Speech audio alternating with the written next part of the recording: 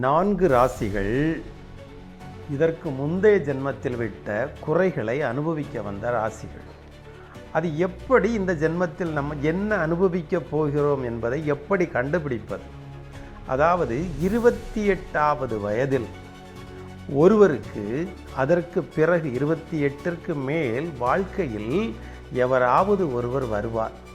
அது ஆணோ, அது பெண்ணோ, அது நண்பர்களோ, அது முதலாளியோ, அது வேலைக்காரரோ, யார் வேண்டுமானாலும் வரலாம்.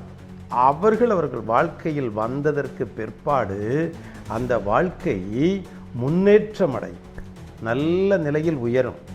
சிலருக்கு அதன் பிறகு அவர்களுக்கு உள்ள வாழ்க்கை கீழ்நிலைக்கு போகும். இந்த 2 அமைப்புகளும் உண்டாகும்.